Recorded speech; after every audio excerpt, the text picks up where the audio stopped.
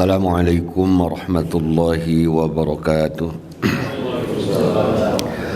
Alhamdulillahi rabbil alamin wa bihi nasta'inu ala umuri dunya waddin. Wassalatu wassalamu ala asyrafil anbiya'i wal mursalin Sayyidina Muhammadin wa ala alihi wa ashabihi ajma'in. Asyhadu an la ilaha illallahul malikul haqqul mubin wa asyhadu anna Muhammadan abduhu wa rasuluh shadiqul wa'dil amin.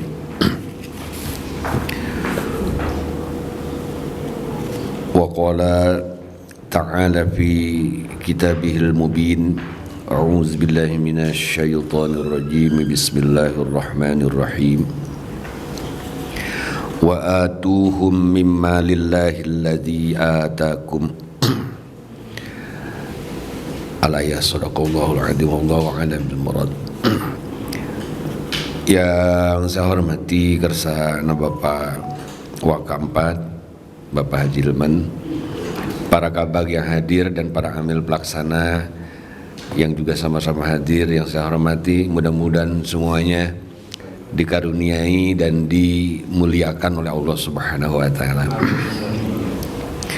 Puji syukur tentunya kita panjatkan ke hadrat Allah Subhanahu wa taala yang pada hari ini Allah masih memberikan nikmat yang sangat luar biasa, nikmat sehat walafiat lahir batin, dicukupkan rezeki, diberikan banyak kesempatan untuk senantiasa taqarrub kepada Allah Subhanahu wa taala, dan mudah-mudahan rasa syukur ini selalu kita jaga sehingga Allah selalu limpahkan nikmat-nikmat seterusnya yang berlipat-lipat oleh Allah Subhanahu wa taala.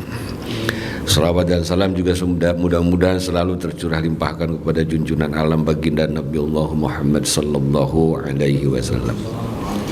Sebelum saya menyampaikan beberapa hal, saya ingin menyampaikan juga salam takziah kepada ayahanda Dinda ya, yang kemarin sudah meninggalkan kita. Mudah-mudahan almarhum diterima iman Islamnya, diterima amal ibadahnya, diampuni seluruh dosa dan khilafnya. Allahumma ighfir lahu warhamhu wa'afihi wa'fu anhu, amin ya Allah rabbal alamin. Saya ingin menyampaikan beberapa hal yang hasil pertemuan dengan Bapak Kiai Haji Lili Miftah di Basnas Ciamis, karena ini juga permintaan saudara Pak Aris, katanya ingin disampaikan ilmu-ilmu yang kemarin diserap di Ciamis yang sangat luar biasa berkenaan dengan motivasi kepada amil. Jadi memang ketika kan di Basnas itu ada dua posisi, yang pertama pimpinan, yang kedua amil pelaksana. Jadi pimpinannya juga harus hebat, amilnya juga harus hebat, dan itu dicontohkan di Basnas Ciamis. Basnas Ciamis itu menolak penerimaan zakat fitrah walaupun misalkan 30%, karena tanpa zakat fitrah pun on balance sheet-nya itu sudah 35 miliar per tahun. Itu tidak menggunakan zakat fitrah. Jadi infaknya per bulan itu 1,8 miliar per bulan dari UPJ desa. Kemudian dari ASN-nya 450 juta. Jadi mereka sangat luar biasa, karena ternyata itu karena kehebatannya pimpinan dan amil pelaksana. Keren berarti.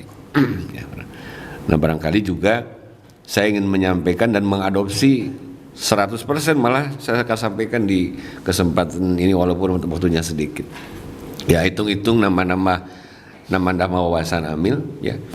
Bapak-bapak, ibu-ibu hadirin rahimakumullah. Nah, jadi ketika Pak Lili kemarin, Pak Kiai Lili menyampaikan ilmunya, jadi saya tadi malam itu membuat coretan apa yang harus saya bawa. Jadi Amil itu, ini masanya cerita Amil aja, ada karena Amil yang eksekusi di lapangan di teknis. Saya teringat dengan kata-kata begini, madzalladzi umiltu lil Islam. Kalau kita ganti Islamnya dengan madzalladzi umiltu lil Basnas, kira-kira gitu lah. Atau madzalladzi umiltu lil ummah. Jadi apa yang sudah kita lakukan, kita kerjakan, kita berikan kepada Islam lah, kira-kira seperti itu. Atau kepada umat, kepada Basnas itu sendiri sebagai pengelola gitu. Nah, saya tarik itu kalimatnya dari apa yang disampaikan oleh Pak Haji Lili. Saya kemarin menjadi pendengar ini aja, penikmat baik aja gitu. Kita sampai ngobrol di kantor, diteruskan lagi di tempat makan. Itu nikmat saja mendengarkannya karena penyampaiannya sangat luar biasa hebat beliau ini. Maka pantas kalau bupatinya, kadisnya, anunya itu hormat sama Pak Kiai itu, ya karena ngomongnya keren pisan. Mau jauh dengan saya luar biasa. Nah, oleh karenanya berawal dari itu maka saya akan menyampaikan bahwa Amil itu saya mau bawa ke perspektif tauhid dan tasawuf. Kan keren kan ya, supaya keren kan soalnya direkam ini. Jadi tugas Amil itu ada 3, Pak. Yang pertama sebagai pengelola administratif yang kita lakukan lah ya, penghimpunan seberaha, distribusi seberaha gitu, laporan keuangan itu seperti itu. Itu administrasi dan itu semua orang bisa. Nah, yang kedua ini yang paling berat, yaitu tugas Amil itu adalah pelayan amanah Allah. Gitu. Kalau kata Ustaz Budimah bahwa kita itu SK-nya dari Allah. Innamas shadaqah lil fuqara wal masakin wal amilina 'alaiha. Jadi SK-nya dari Allah, maka pantas bahwa Amil itu sebagai pelayan amanah Allah. Oh, berat, luar biasa. Jadi ketika kita menjadi pelayan amanah Allah, maka fungsi kita ini menjadi perantara untuk menyalurkan hak-hak Allah. Keren itu.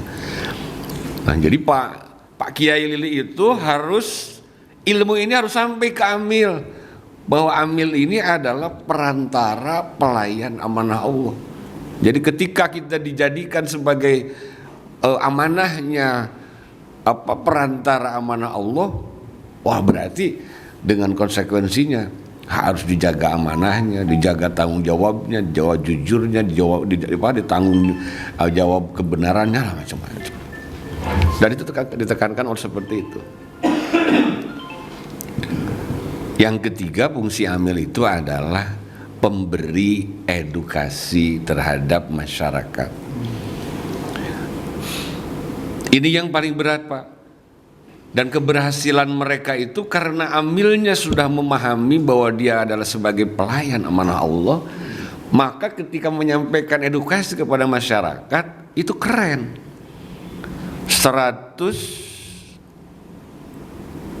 260 desa, UPJ desa itu semuanya bisa melakukan menghimpun infaknya. Tiap desa ada yang hampir 60 juta per bulan. Keren ya. Per bulan 60 juta, ada yang 30 juta, ada yang 15 juta. Malah dibikin kriteria. Kalau yang 5 sampai 10 juta itu berarti masyarakat di sananya itu adalah yang miskin ekstrim. Keren ya. Betul nggak? Tadi kemarin Pak Lili bilang di atas 10 ke sana itu menengah karena berarti kalau ketika di lingkungan UPJ desanya itu sampai 60 juta infaknya per bulan, maka di situ sudah luar biasa masyarakatnya. Sudah munfik semuanya lah, kira-kira begitu. Wah, keung saya nggak ada yang kena lagi. Saya sampai minta izin Pak Kiai, saya bilang saya minta izin seluruh apa yang Pak Kiai sampaikan saya terapkan di Cianjur nanti, saya bilang begitu. Cenah mangga kudu lebih baik lagi daripada kita, malah Cianjur itu lebih besar daripada Ciamis gitu. Waduh, luar biasa. Nah, ada edukasi yang sangat luar biasa dari beliau itu, dari mereka itu dan amil-amil itu, bahwa bagaimana mengedukasi masyarakat tentang zakat itu, brainstormingnya itu, pemikirannya itu harus seperti orang memandang sholat. Ketika orang itu tidak sholat, gegebeganana dosana moal ya eta, aing sieun dosa gitu. Tetapi ketika orang tidak berzakat, tidak berinfak, biasa-biasa we. Gitu ya. Nah, di Ciamis itu dibikin masyarakat itu pemikirannya terhadap zakat itu seperti dia berpikir tentang meninggalkan sholat. Makanya darah raek infak. Tak eta cara menyampaikan ieu nu hese ieu. Maka tujung otomaknya itu adalah amil. Saya kemarin itu ke sana tuh di kantor tuh sepi, di kantor Basnas Ciamis tuh nggak ada orang mustahik yang datang, nggak ada muzaki yang datang, nggak ada, kosong cara ricing narulis gitu. Saya bilang, ini kenapa kok tidak ada transaksi di sini? Karena transaksinya semua ada di UPJ desa. Rek daftar anu arek zakat ke UPJ desa, mustahik anu arek proposal semuanya ke UPJ desa. Malah yang datang proposal masuk ke Basnas Cimahi itu ditolak, suruh kemana? Suruh ke UPJ desa. Nggak ada transaksi di sana. Jadi Basnas Kabupaten Ciamis itu hanya sebagai holding saja. Wah, keren sebilang ini. Dia cerita, saya tuh kalau nggak masuk kantor juga nggak ada masalah, Kang. Ada semuanya sudah berjalan, dicekal semuanya oleh UPJ desa. Yang bekerja itu adalah bagian penghimpunan luar biasa. Jadi penghimpunan itu di sana itu tidak pernah ada di kantor, selalu diam di UPJ desa keliling, tidak pernah ada di kantor. Sebaliknya dengan di kita, di kita selalu di kantor terus gitu kan ya. Ya, jadi nanti pimpinan yang baru akan dibuatkan begitu, bahwa seluruh atributnya orang-orang penghimpunan itu mesti ada di UPJ desa, Pak Ilman. Kita mau ganti itulah, karena saya dapat kabar bahwa UPJ kecamatan juga mau mau diseleksi lagi, UPJ desa juga mau diseleksi lagi nanti, dan seluruh menjadi orang-orang yang berkapabilitas lah, kira-kira seperti itu. Karena jadi Basnas di Cimahi itu sekarang tatanya sudah terhormat lah sebenarnya. Saya dapat kabar ya, sebagai seorang pelaksana namanya Pak Abbas. Itu Pak Abbas itu pelaksana, bukan kabag, pelaksana. Bagian pelaksana yang memonitor pendistribusian dan penghimpunan. Nah, yang dicium tangannya itu Pak Abbas. Saking terhormatnya dia sebagai amil pelaksana. Karena bantuannya sangat luar biasa terasa di masyarakat. Jadi setiap hari, saya kemarin lihat transaksinya, setiap hari itu UPJ desa itu membawa proposal. Jadi UPJ yang membawa proposal itu untuk menyerap, untuk dibagikan ke mustahik itu rata-rata ambil setiap hari 35 juta setiap hari sampai 60, saya lihat gitu kan, tanda tangan. Yang tanda tangan itu Pak Abbas, bukan ketua. Untuk mencairkan uang itu bukan ketua yang ini, pelaksana aja. Pimpinan macara ricing ngobrol jeung urang. Ya kan, pelaksananya aja yang tanda tangan, cairin. Keren. Wah, luar biasa. Itu kenapa? Karena amilnya hebat. Jadi satu, di sana itu amil itu diberikan wawasan bagaimana mau bekerja ikhlas. Saya teringat dia cerita. Pak Iksan, saya begitu masuk ke Basnas katanya, gaji saya itu 1.700.000 di bawah UMR, Pak. Anak-anaknya ada yang 600, 700. Berapa setahun, Kang ya? 300. Setahun dia berapa? 6 bulan. Oh ya, 6 bulan. Sekian. Taikan berapa? 100%. Karena sudah luar biasa. Gitu. Ya. Jadi bagaimana mereka itu memberikan motivasi amil supaya berkapabilitas tinggi terhadap penguasaan konsep-konsep pengelolaan zakat. Nah, ini barangkali kita juga sama, kita berangkat hari ini, berangkat sebagai amil, maka amilnya amil yang ikhlas untuk bekerja melayani umat yang sudah ditetapkan oleh Allah Subhanahu wa Ta'ala. Nah, ini berarti saya juga tadi malam berpikir, Masya Allah, saya bilang, saya buat ini aja ngadeg-deg gitulah, karena saya belum juga menjadi seorang amil yang baik, itu yang seperti disampaikan oleh Pak Kiai Lili gitu. Saya bilang berat, luar biasa, saya bilang. Ya baik, teruskan. Jadi saya membawa surah An-Nur yang disampaikan juga Pak Lili pernah menyampaikan kemari, wa atuhum mimmalillahi alladzi atakum. Jadi kata Allah, berikanlah kepada mereka sebagian dari harta Allah yang telah Allah berikan kepadamu. Nah, ada dua konsep di mana ketika orang itu menyuruh Allah itu untuk berinfak, untuk berzakat, maka kita sebagai amilnya adalah harus benar-benar mengelola zakat itu sampai kepada hak-haknya, gitu.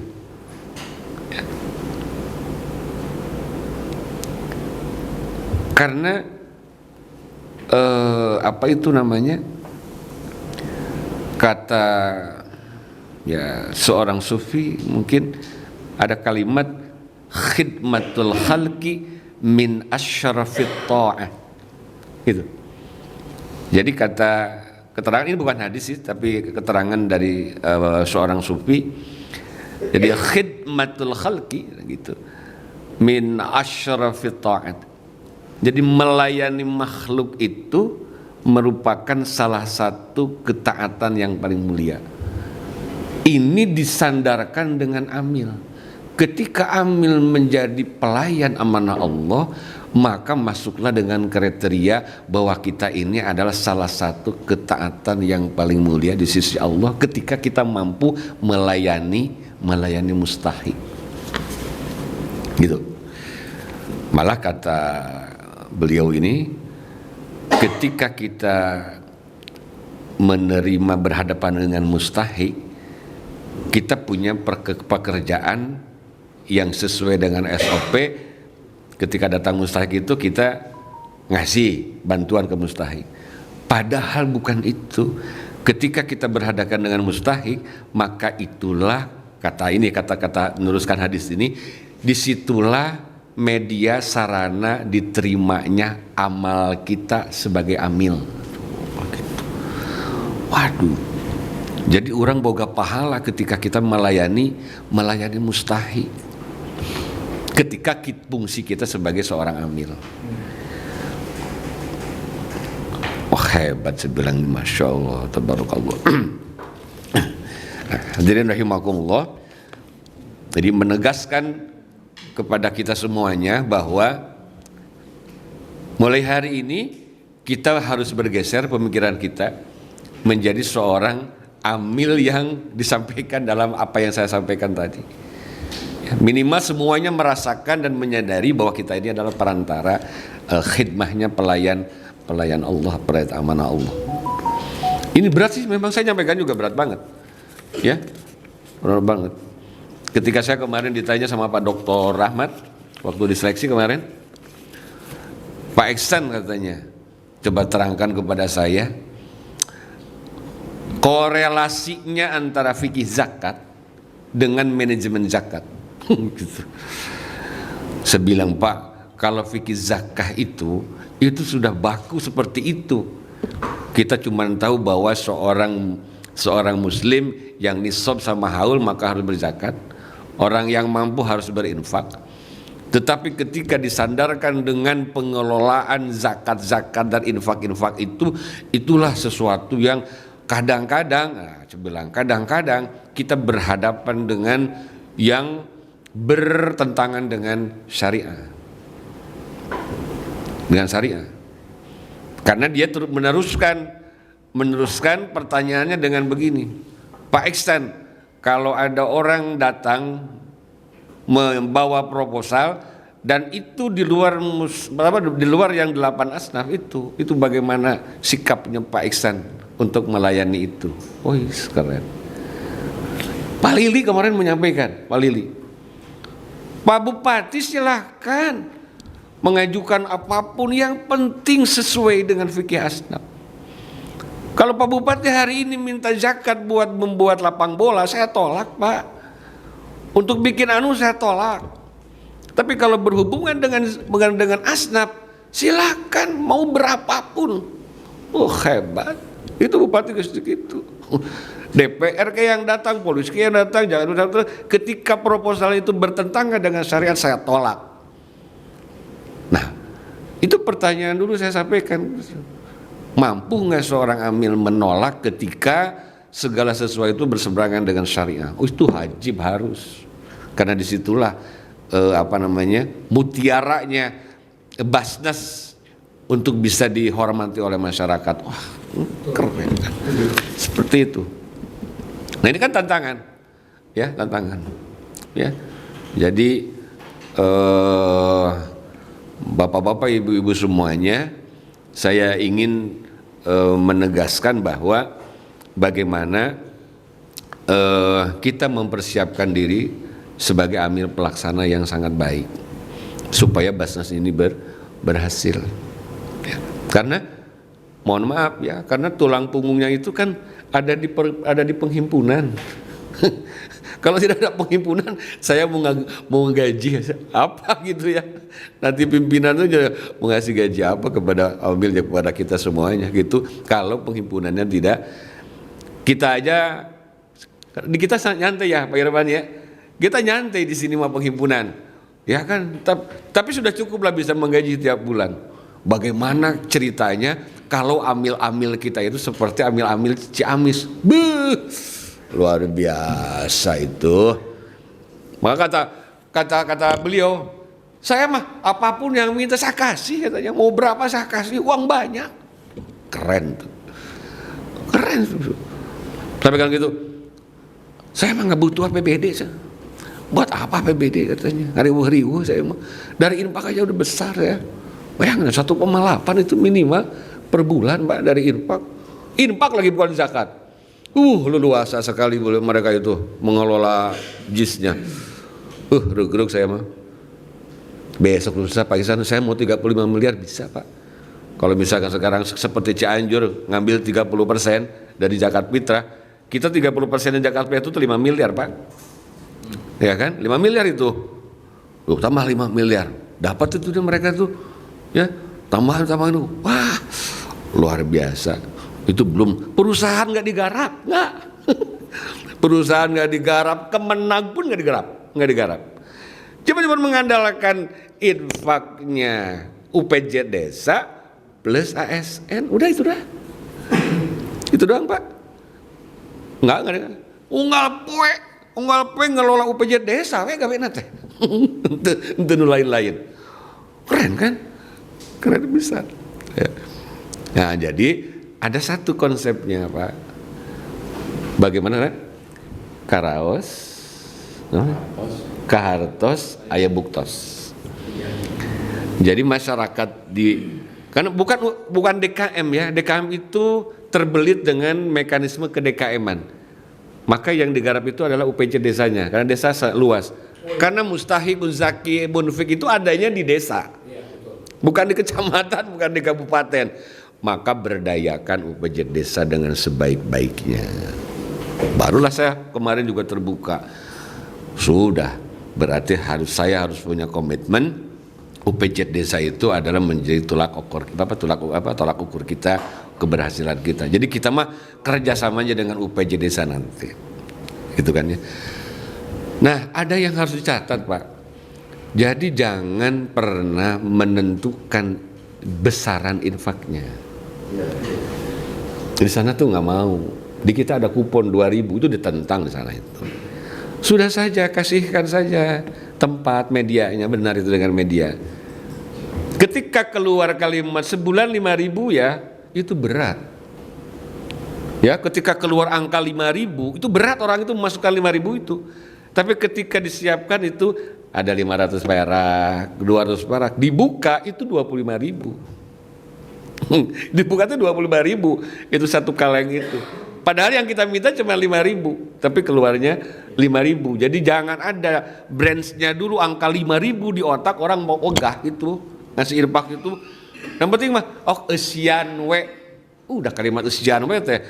Boga duit mah 5 perak abuskeun, 10 perak asupkeun, 200 perak asupkeun. Begitu dibuka 25.000 dikumpulkan. Jadi kerjanya mereka itu di Basnas itu dari jam 9 sampai jam setengah 11 malam. Ngitung naon? Ngitung receh. Ngitung receh. Upacara desanya. Upacara desanya tinggal ngambilan aja. Ngambilan dikumpulin, ngoleh dikumpulin terus begitu. Nanti diserap lagi uangnya. Sejumlah itu, Pak.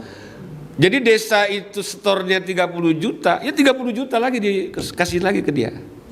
Hak ambilnya nanti dibagi dua, dimanage dengan sangat baik oleh mereka, oleh Basnas. Jadi saya paham cara pengelolaannya gitu. Sampai ke bank itu ya, bank kemudian kayak Alfamart, Indomart, bangsa market itu datang ke Basnas butuh koin itu buat pemulangan. Antri dia datang, Pak ditukar. Das keren pisan itu Basnas. Mata menjadi sesuatu yang sangat luar biasa saja. Kenapa bisa begitu? Karena amilnya keren gitu amilnya keren moal tuh. Nah, saya ingin mengadopsi sebagaimana Cianjur juga punya amil yang keren gitu, Pak. Ya, amil keren. Seperti itu. Nah, barangkali dari cerita-cerita yang saya sampaikan itu, ini sebetulnya panjang banget, catatan-catatan saya banyak sekali, tapi tidak mungkin cukup. Yang paling penting kesimpulannya adalah saya ingin membawa hati kita, pemikiran kita itu bergeser ketika kita hari ini bekerja cuma sebegini-begini saja. Nah sekarang itu mari kita bergeser berpikir bagaimana kita membesarkan Basnas supaya dipercayai oleh umat sehingga mereka mau berinfak ke Basnas. Makanya mazalladzi umiltu lil Basnas. Apa yang sudah kita berikan buat Basnas? Sementara kita tiap bulan dapat gaji loh dari Basnas. Tapi apa yang kita sudah berikan ke Basnas untuk umat, untuk masyarakat dan seterusnya. Kira-kira begitulah. Ya, saya ingin membawa bapak-bapak sekalian berpikiran seperti itu. Ya barangkali itu sajalah ya, tapi mudah-mudahan ada yang mau bertanya juga boleh. Tapi ya intinya adalah ayo bagaimana kita sebagai amil adalah amil penjaga amanah dari Allah Subhanahu wa taala. Mudah-mudahan amil kita semua yang ada di Cianjur adalah amil-amil yang ikhlas, amil-amil yang memang luar biasa lah perjuangan dan pengorbanannya. Terima kasih. Allahul muwaffiq ila aqwamit thoriq. Assalamualaikum warahmatullahi wabarakatuh. Mentari pagi bersinar cerah, harapan tumbuh di setiap langkah. Di Cianjur tanah penuh berkah, kita berbagi, kita berserah.